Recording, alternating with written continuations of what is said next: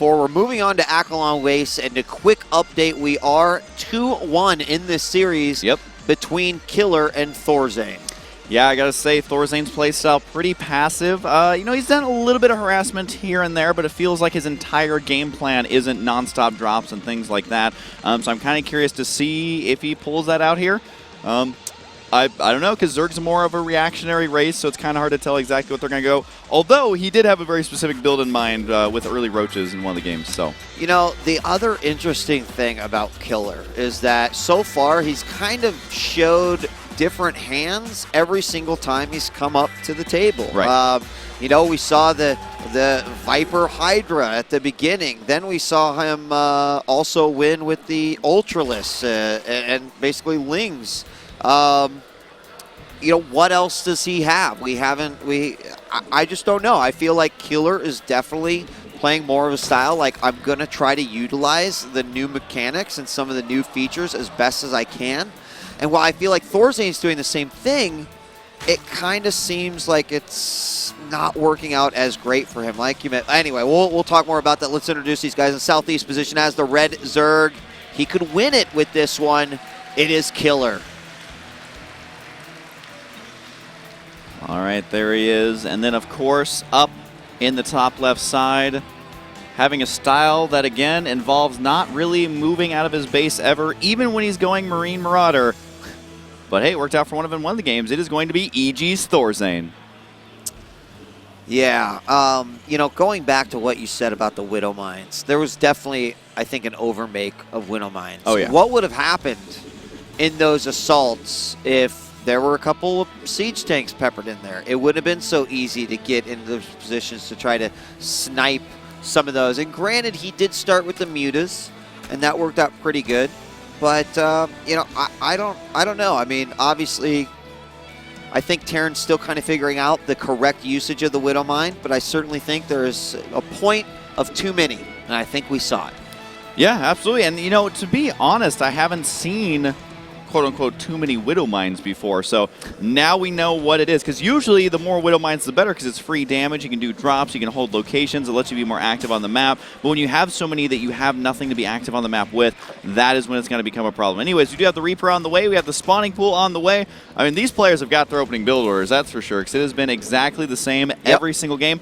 Of course, there have been variations, like that one we saw Marine Marauder or Roaches from Killer, but we'll just have to wait and see. Thorzain, once again, going to be walling in here. It's something players do a lot versus Zerg these days. They used to be terrified to do it because when Banelings were, like, you know, still terrifying at the first couple minutes of the game, but players have since figured out how to hold that off relatively easily.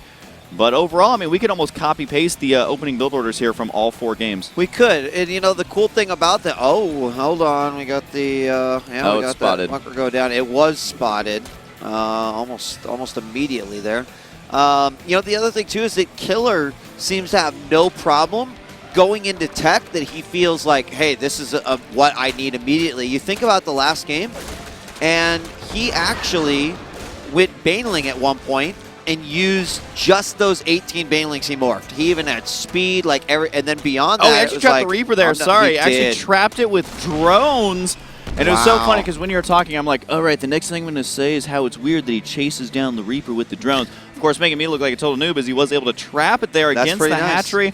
I got to say, though, Thorzain's Reaper control in the early game has not been the best. You have to keep it alive, you have to scout, and you have to kill a drone or two here, but hasn't been able to thus far. No. And he is going to be moved back yet again. Oh, he's going to be able to take out these Zerglings. That's a good thing about that is he kept the Zerglings off and away from his side of the map. He'll just now park that Reaper right there. Could go back in later on if he wanted to. There's a few points of entry that he could get into. And you can see Killer already has some great Lings placed at those points of entry, so he's ready for that as a possibility. Yep, we do have the factory going down, but a slight variation here. A second command center being produced, bringing the total up to 3 right now. And I can only assume that he's going to be going for Hellions out of this factory, although, you know, definitely making a couple more Reapers here than last game, but maybe it's to try and keep the Zerg in his base as long as possible, because our Zerg player is not going to want to move out until he either has a lot of Zerglings or a Roach or something that can handle this. We do have the Roach Horn going down right now. So I think what Thorzain's doing, just buying a lot of time, he wants to play a macro game, and that third base shows it.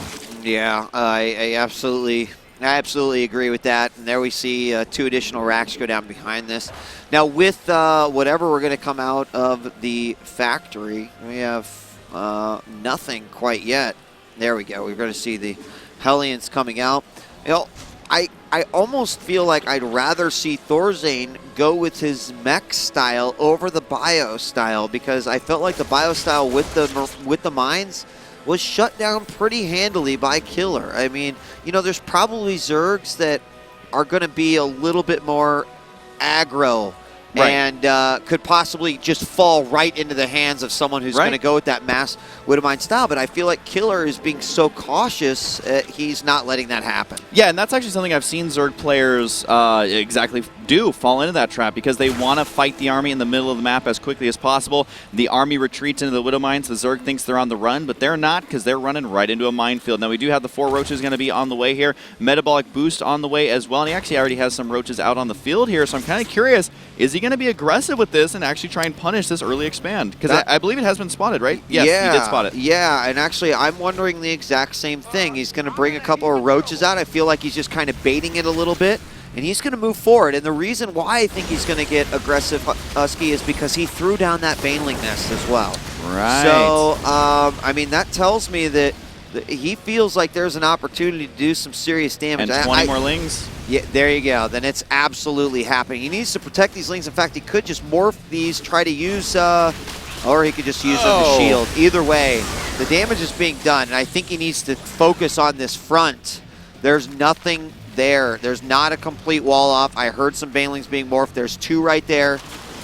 But Killer's going in for this. Not good for Thorzain at all. He was hoping for more of a passive game. He's not going to get it. He's now supply blocked by losing these 2 depots. He has another one on the way, but he's still going to be supply blocked after that. And do we have any Banelings on the way? Yes, we do. Morphing him right at the ramp. I think Killer knows now's the time to go for it. He is all in at this point, but it is worth it because he is doing massive damage. The Roaches here is going to be eating all these SCVs. The SCVs are on the attack command. Decided to get the flanker there. And oh, God, the SCVs managing to narrowly escape there. Now, remember, Banelings do not count as light units, so Hellions do not do additional damage versus them. And actually, the split right there by Thorzain, able to save it. He is forced to supply drop there, but those Banelings should have done more.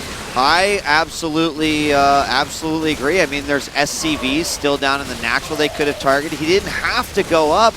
Thorzain is going to live, but it's not quite over yet. 12 workers have been killed. Here come more lings into the base, and I almost feel like he should just go. There we go. He's going to the natural. Unfortunately, those SCVs were just sitting there idle. Right. And it's even worse for Thorzain, but he's trying to stay alive here. Everything has been eliminated from the base. He's going to have to lift that orbital command. I gotta say, though, I mean, he does have 3 orbitals here, so that's a lot of workers, that's a lot of mules, and he's got quite a bit of stuff here. That was actually phenomenal. He had to get the perfect split at the perfect time. Now, he is 10 workers behind, but look at this. Killer is forced into a lair tech. He's forced into taking a 3rd base right now, and the Hellions right here can dance around with these Zerglings for quite some time, unless there is a miss micro, but Thorzain actually stabilized in this game.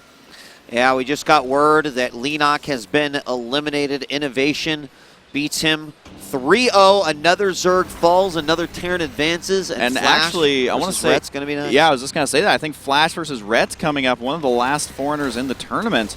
And Rhett was saying before that he actually feels